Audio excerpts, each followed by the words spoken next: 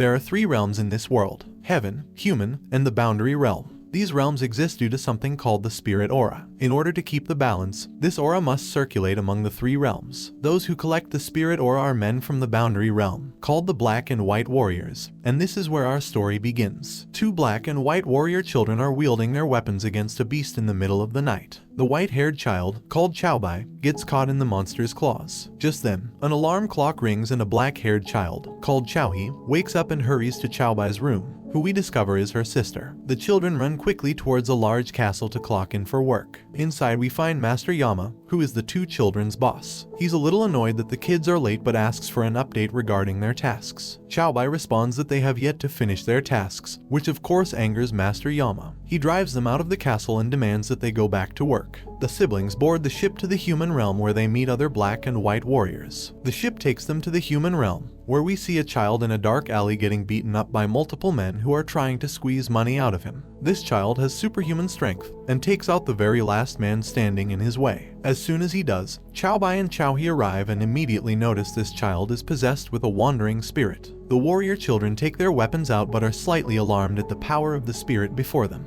They opt for Plan B, which is to take a defensive and an almost escapist approach to fighting, and tire out their opponent. They actually run away from the fight and try to seek help from the spirit hunt team, but the wandering spirit catches up to them. The 2 are then taken away by an unknown force in the spirit, who is now the beast from earlier, which follows them to a nearby rooftop. Chaobai gets clawed, but Chowhee catches her before she falls to the ground. The monster gears up to attack the kids, but another warrior blocks the attack and helps the kids fight the beast. The wandering spirit eventually gets defeated, and the woman who helped them flees without a trace. Bai Long, who is a powerful spirit hunter, locks in on more wandering spirits escaping from a sealed area. Him and his team scramble to strengthen the seals and inform the palaces in other realms at once. Meanwhile, Chaobai and Chowhee get scolded by Master Yama for not being able to defeat the wandering spirit. He threatens to fire them, but the 2 aren't even listening to his sermons. Suddenly, Zhang Kui, a 10-hell general, arrives at Master Yama's place. It is revealed that he's the kid's caretaker, and even goes so far as to jokingly ask Master Yama if they can stay at his house for the time being.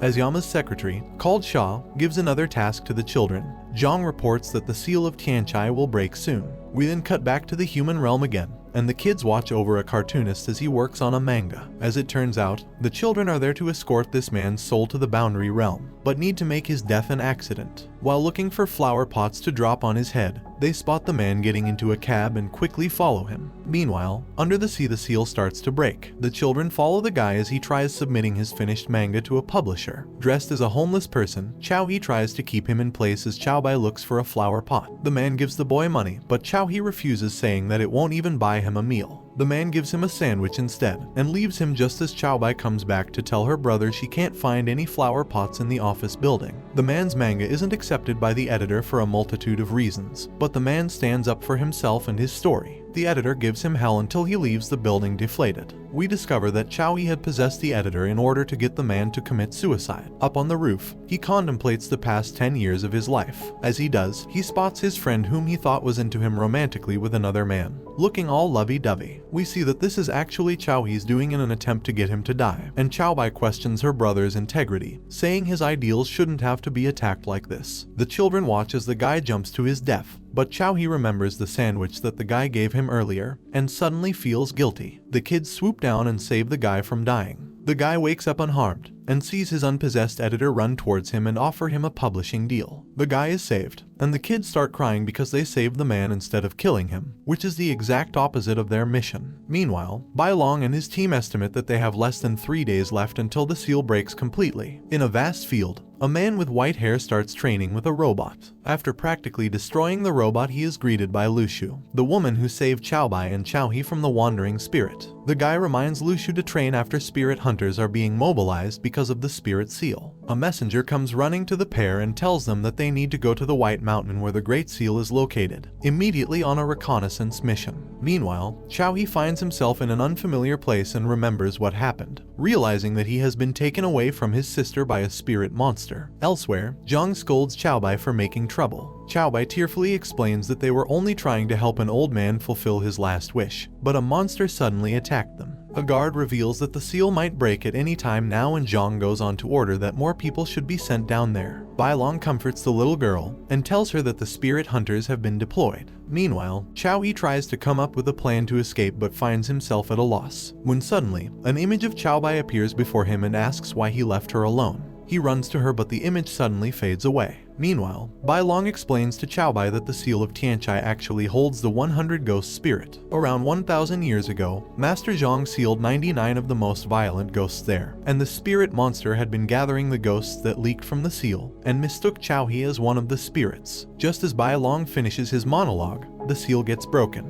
The water below starts to glow red before exploding, releasing immense energy to the world. Somewhere else, Chao He reflects on his life with Chao Bai, when suddenly he hears a whistle coming from somewhere. He runs towards the sound, stopping in front of a large statue, and asks if there's anyone who can hear him. Just then, a man on top of the statue laughs at his plight. With the seal broken, spirits are free to escape into the human realm. The spirit hunters work hard to stop them, but a large monster spirit emerges from the seal and confronts Zhang and his crew. They immediately realize that this is the 100 ghost spirit. Meanwhile, Chao He is busy with his own enemy. This guy taunts him, and immediately puts restraints on poor Chao He. The guy reveals to Chao He that he is imprisoned inside the seal, and now he's stuck down there with other vicious spirits. Back outside, Zhang and the 100 ghost spirit reunited before getting into a fight. However, Zhang easily defeats the spirit with his spit, and then orders for the Jinko cannon to be prepared soon. Bai Long asks if he's sure since the cannon is really strong, and Zhang responds that bombing the place to the ground is better than having Chao He turn into a monster like the 100 ghosts. Back down, Chao He breaks out of his restraints easily. He watches as the spirits get absorbed by the guy antagonizing him, completely unaware that a monster is behind him. Back on the ship, Zhang says that he'll rescue Chao He. Lu Shu appears and Zhang entrusts Chao Bai with her care, before instructing Bai Long to launch the Jinko cannon and destroy the Great Seal if he's not back in 1 hour. Zhang jumps into the seal to find Chao He. Chao He easily defeats the monster sneaking up behind him. He is attacked by the man, who finally introduces himself as San Wuzi. He seems to know Chao He personally, even calling him by his real name,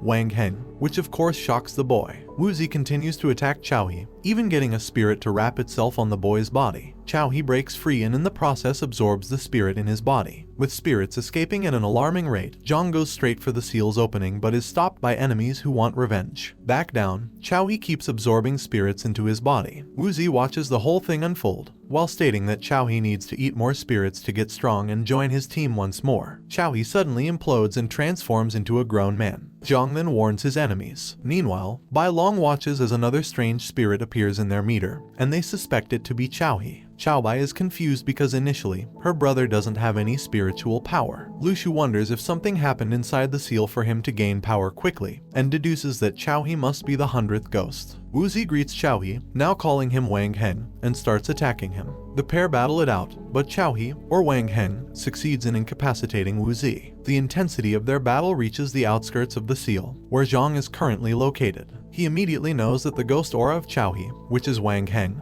has been released. Zhang finally defeats the people trying to stop him from getting into the seal and goes on his merry way. Back down, Wuzi wants a round 2 with Wang Heng, but his words strike a chord in Wang Heng's memories. Wang Heng remembers a younger Chao Bai, asking him not to leave her alone. This momentary pause gives Wuzi an opening and tries to swallow Wang Heng. However, the latter keeps getting flashbacks of his past human life with Chao Bai. On the ship, the signal meter is heavily damaged, rendering them almost useless in monitoring the seal. Once the screen returns to normal, Bai Long sees glimpses of Wang Heng about to be feasted on by Wuzi. Back down, Zhang appears just in time and confronts Wuzi. The latter admits to eating Wang Heng, which makes Zhang angry. However, the energy Wuzi gained from Wang Heng gives him incredible power, and he manages to stop Zhang with ease. Up on the ship, Bai Long and the crew see all of this happen and try to hide it from Chao Bai, but it's too late. Back inside the seal, Zhang is fuming and threatens Wuzi. Wuzi taunts Zhang, which was an incredibly bad move on his part, and Zhang unleashes his full power on Wuzi. In a flashback,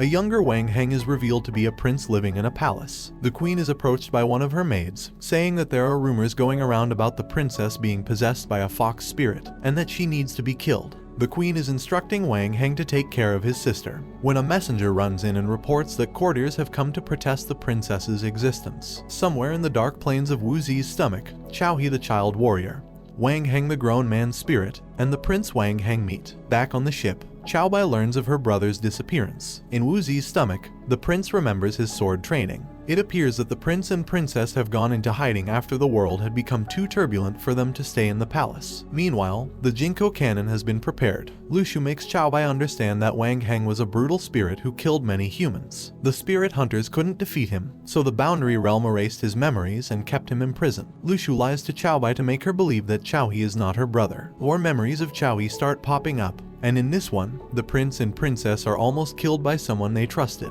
Suddenly, the fox spirit that lives inside the princess appears and defeats the men. In another flashback, the prince and princess are still in hiding. Heibai, whose name as a princess is Chaoan, refuses the steamed bun her brother offers her. Xiaohe then gives her a pretty toy that resembles a flower, and Chaoan refuses to play with it still. However, she eyes the toy and suggests to Xiaohe to visit the old autumn festival in the hopes of getting food for them. She takes the toy and thanks Xiaohe as he leaves. Suddenly, the fox spirit comes out of the princess and is confronted by Lushu and another warrior. Meanwhile, Xiaohe gets mooncakes for his sister but overhears a couple of village folk saying that the princess of the past dynasty was captured and will now be tortured. Xiaohe hurries and sees Chaoan in the middle of the palace grounds. The fox spirit refuses to leave her body, and the spirit hunters have no choice but to leave and let the palace guards kill the princess. Xiaohe watches as his sister is torn to bits, and in the end, Xiaohe is also killed by the people. Lushu's subordinates run to the 6th palace when they encounter Yao Renju, another 10 Hell general. Lushu's subordinate, called Lei, introduces himself to Yao Ren properly, but Yao Ren draws his weapon on the guy in an attempt to intimidate him. The other subordinate tells him that there's an emergency at White Mountain, and that they are to request instructions from Master Zhu, master of the 6th palace. Another 10 Hell general, called Siku Tong, tries to turn them both away, but Lei pushes back. Dong Ting, the strongest of the 10 Hell generals, intervenes before a fight breaks out. Dong Ting is accompanied by Fu Fu, another 10 Hell general. The 10 Hell generals send Lei back on his way. Meanwhile, Xiaohe can't believe that he's only been used by the spirit hunters as a tool to seal Wang Heng. Back on the ship, Heibai can only watch as more spirits escape the seal. Lushu and Bai Long prepare to use the cannon. Xiaohe remembers his past life while being taunted by Wang Heng. Outside, Zhang continues to battle Wu Zi. The seal gets wider and Lushu instructs Bai Long to launch the cannon. Heibai pleads with Lushu to wait just a little more, which earns her a slap from the spirit hunter. Lushu essentially says that their safety and the human realm is more important than waiting for Zhang and Xiaohe. Frustrated, Heibai jumps in, much to Lushu's surprise. Back somewhere in Wu Zi's stomach, Xiaohe tries to land a punch on Wang Heng but is dodged every single time. Xiaohe seems to be transported to another plane, still refusing to acknowledge that this is the end for him. Back outside, Zhang succeeds in wounding Wu Zi. Before he can finish him off, he is ripped apart from the inside. Zhang watches in horror as Wu Zi seems to be eaten by another entity behind a smoke cloud. Then from behind the smoke, Wang Heng emerges, and this brings the anime to an end. Don't forget to like and subscribe if you enjoyed, and turn on the notification bell so you never miss out on another video. Until next time, take care.